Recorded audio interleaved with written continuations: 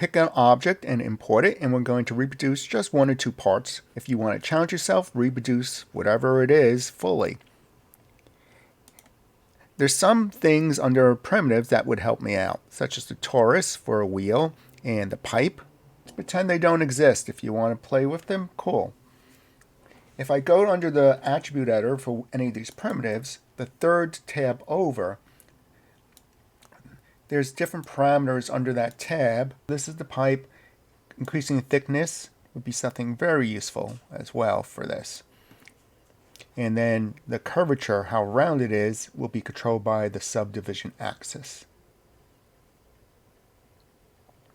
Now if I press the 3 key, we got a flat washer, which is useful. Try to stick with box modeling. If you need another type of primitive, choose one other polygon primitive to help you out. I'm going to pick pipe.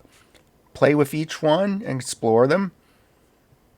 You'll see there will be some instances where a cylinder will be very useful. However, we're just starting out with creating models, so let's stick with cubes and then again pick one other object.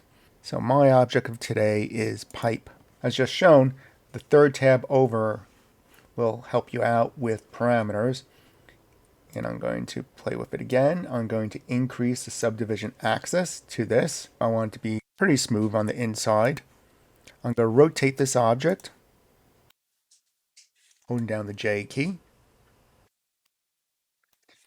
Pressing Control A again to get to the rotation listed in the channel box. Let me type in -90 to square it off.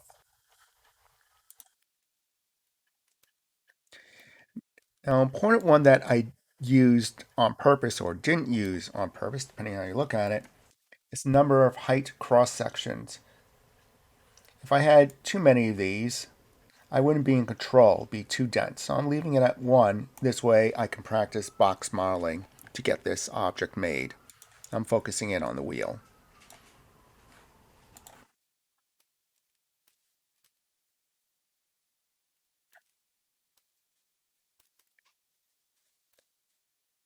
I'm going to increase the thickness, and you can use scale. It's a good way to start. This hub has an indentation, and we'll take care of that by selecting the faces and doing a few extrudes. I'm going to right click.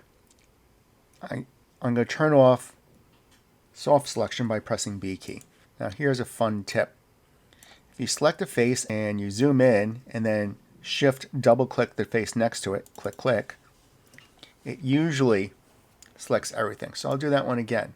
Let's say out here I want all these faces. I'll click here and I'll scroll in, zooming in just to make sure I'm not clicking on the manipulator, and then hold down the shift key and left click twice quickly, click click, and it just selects that surface. So it's a fun shortcut. So click, and I want everything on the inside, click click. I'm going to apply an extrusion, hold down the shift key and drag. I'm doing the center manipulator. So it's a uniform scale on the inward. I'll then pull it like this.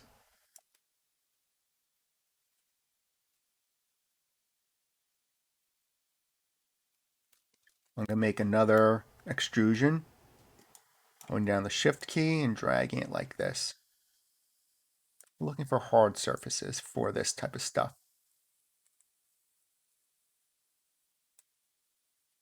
I'm going to do the same with the outside. Hold down, click one, shift, double click, click click.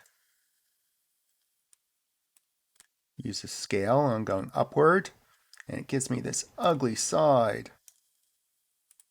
So I just want to pull that out. What will help is having symmetry turned on. Go into the modeling toolkit, and I'm going to turn on symmetry along object X. Now I'm going to reselect these faces. No, they were previously selected. I'll do it again. I don't think object X is it. So the symmetry should be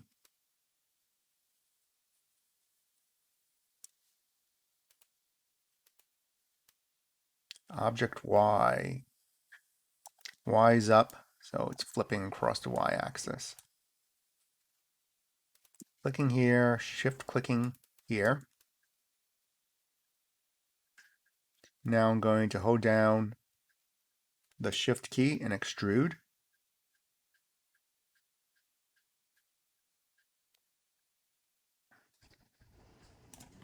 And I'll scale it upward.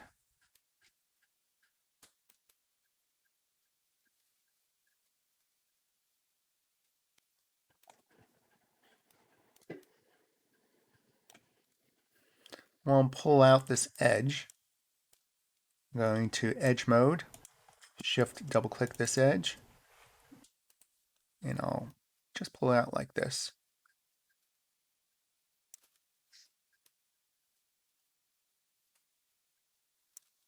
The goal is to create cool looking hard surface objects. Interior, since we're not using any other tools, we could use boxes and just repeat those boxes that are made to look like triangles and put it in there. I really want to use a torus for the inside of this. Then I would be not listening to what I told everyone else. So since I picked my one extra object as pipe, because a torus would be just like big rubbery wheel, who wouldn't want that? Let me do my pipe again. I'm going to create polygon primitives pipe.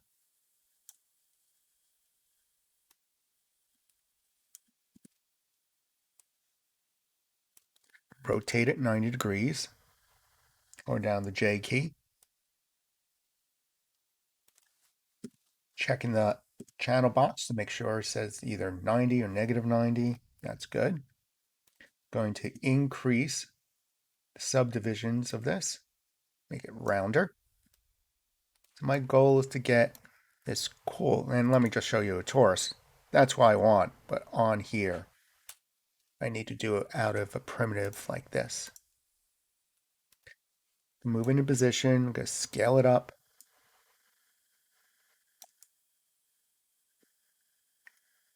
I know if I press the 3 key, we get that, so not too bad, right? Let me scale it in.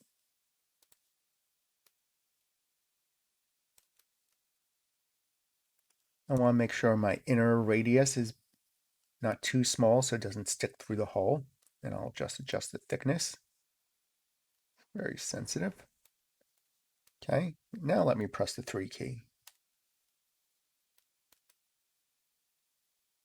All right, it's a good substitution for a torus. Let me make that outward like this. Scale up the whole thing. I like this little metal of the rim showing through. Try to get that to happen on the other side as well.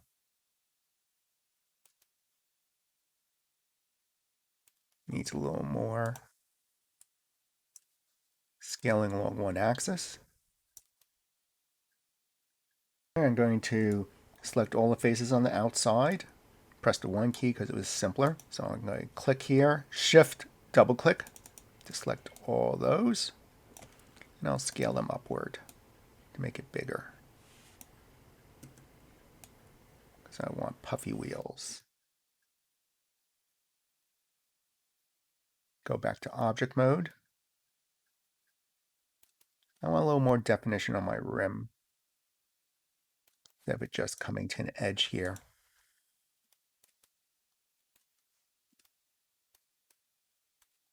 One, shift double click the other.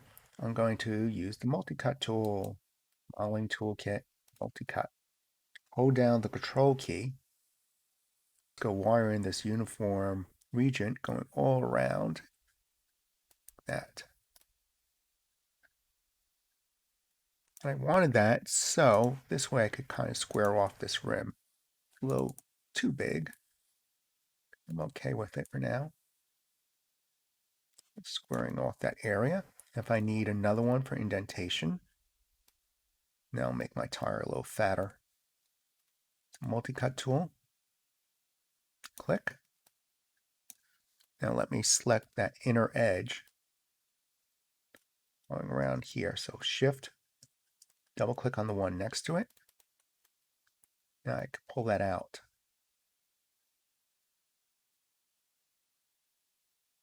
To create a more flat surface. It's a good ridge. I'm clicking on the tire, going to object mode, then clicking on the tire. Scaling a little more. And there's the first part. Next, I want some type of spoke, because the hub has to be held in by something. And I'll stick with the must use boxes and or one other primitive. I'm going to select this box and let me move it over.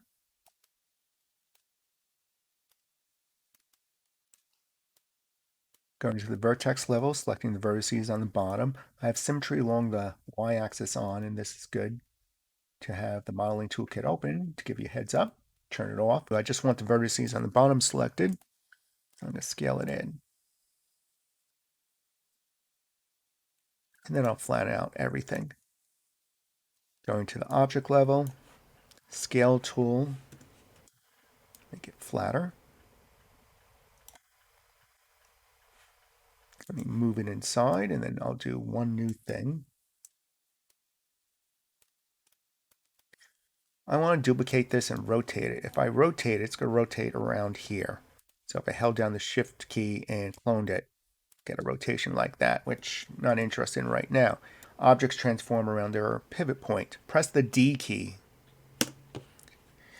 The D key toggles between the regular manipulator and being able to move that manipulator. I'm going to move it down by clicking on one axis and lowering it to the tip. When I'm done moving it, I'll press the D key again. Now I'll pick up the rotation tool, E key, and then hold down the Shift key. And when I clone it, it's cloning around that center point.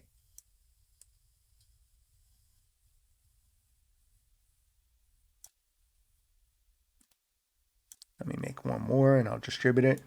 Mine has a distribution system, so you could copy, paste special, and clone things with an offset, which would be better than eyeballing it like now. Another lesson. So I'm just making sure I get this. Where I really want it to be perfect, there's always the channel box, which has rotations.